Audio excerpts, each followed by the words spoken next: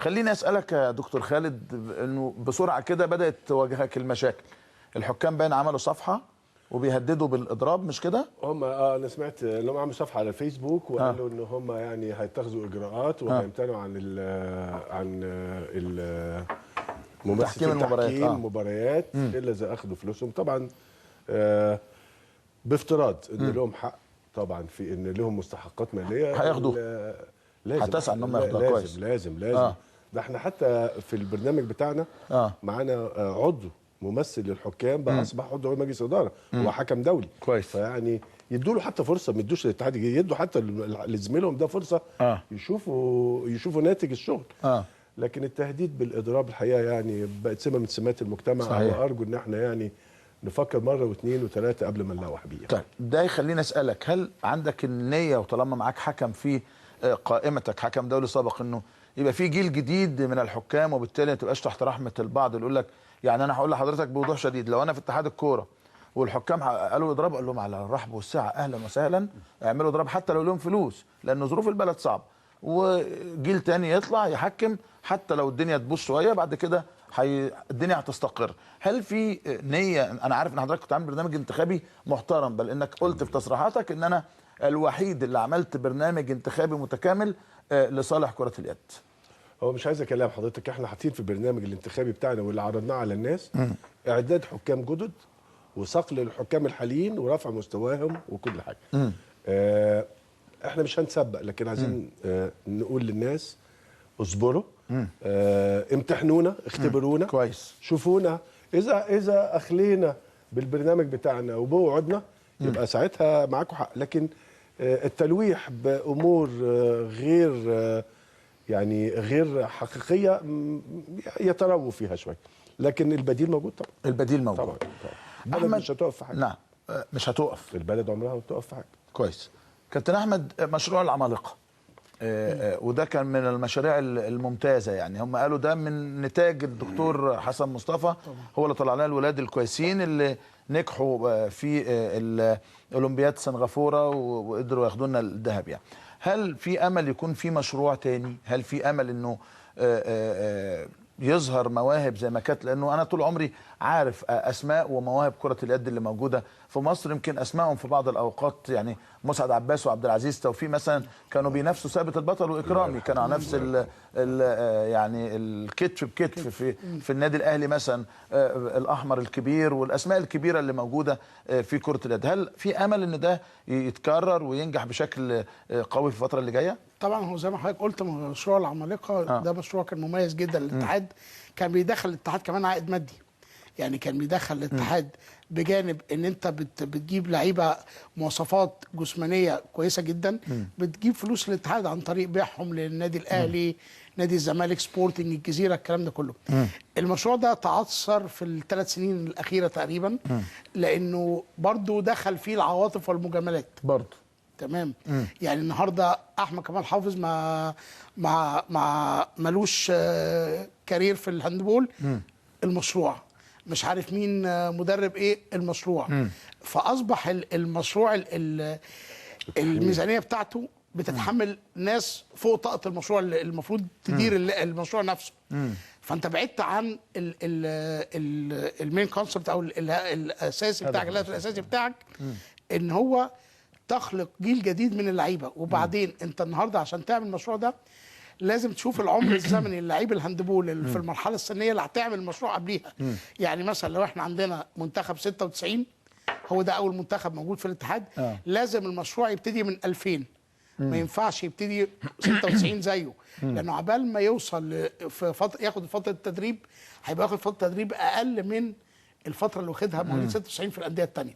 فلازم انت عشان تبتدي لازم تنزل على الاقل 4 سنين من 96 تبتدي المشروع ده ب 2000.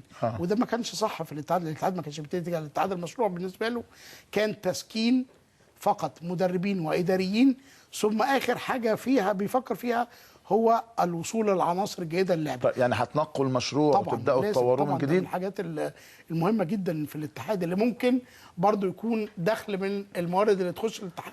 كابتن خالد، من الحاجات اللي كانت بترفع راسنا دايما الهاندبول، يعني مثلا بننظم بطوله هاندبول عارفين ان احنا هننافس على المراكز الاربعه الاولى بالظبط. حتى في الاولمبياد في فتره من الفترات كنا قريبين جدا من التاهل لادوار كاس العالم، كنا قريبين جدا من المباراه النهائيه، وفاكرين المباراه الدراميه امام المنتخب الفرنسي تتذكر يعني.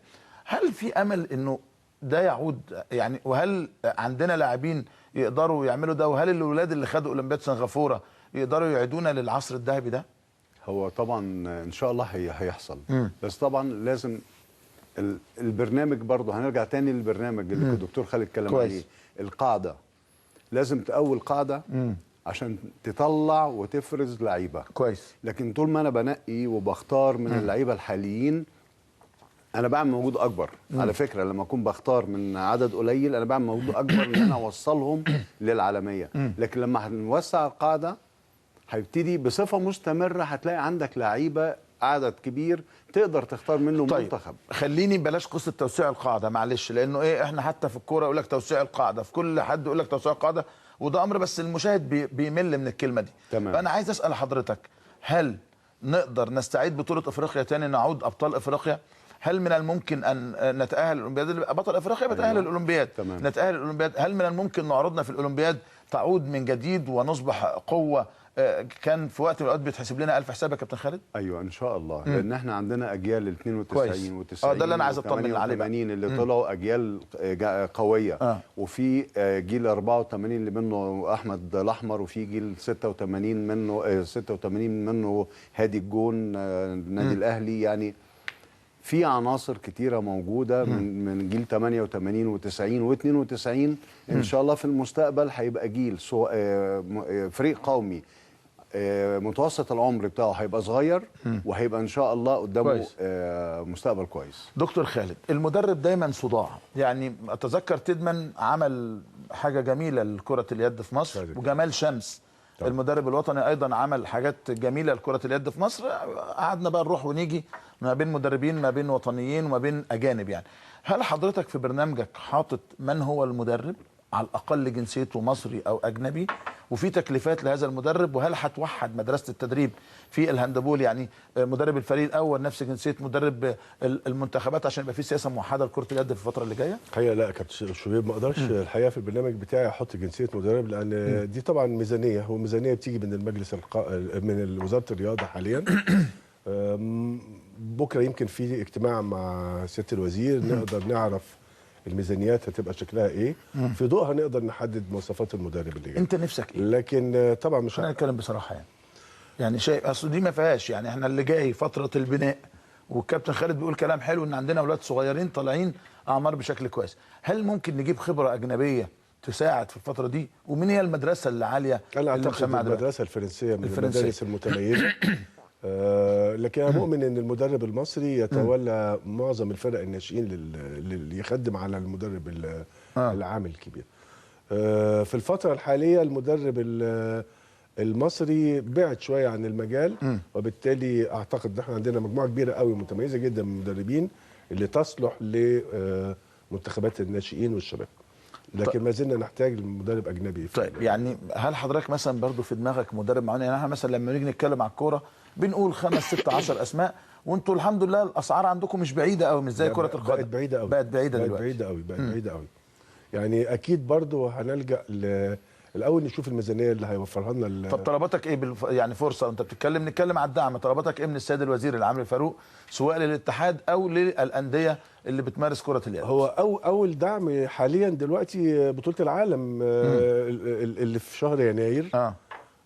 ما عندناش احتكاك خالص، ما عندناش ميزانيه، حتى المدرب المصري الموجود حاليا ما بيقبضش ملوش ميزانيه. احتكاك، محتاجين احتكاك. معسكرات خارجيه على طول. معسكرات خارجيه. نستدعي فرق ذات مستوى عالي للطباري. احنا محتاجين، لان صعب جدا ان احنا نروح وبعدين نقول نحاسب الاتحاد على انه ما حققش نتيجه او ما حققش مستوى. وطبعا الاحتكاك هو اساس المنتخب الاول. فدي برضو من الحاجات اللي محتاجين لها فورا. محتاجين طبعا، هي في مشكله كبيره قوي حضرتك تعرضت لها، وهو يمكن بعيد عننا لكن احنا مشتركين في المنظومه، كسر المراكز الشباب الى شباب ورياضه. تبقى كارثه دي. ما هي خلاص، ما هي احنا بقى لنا 7 سنين كده. مراكز اتقسمت 2. ده احنا عندنا ملاعب في اسكندريه كانت جميله وبقت مسارح. نعم. مسارح. الارض الجميله بتاعت الملعب، ملعب كره يد، اتحطت فيه مسامير واتحطت فيه كراسي وبقى مسرح.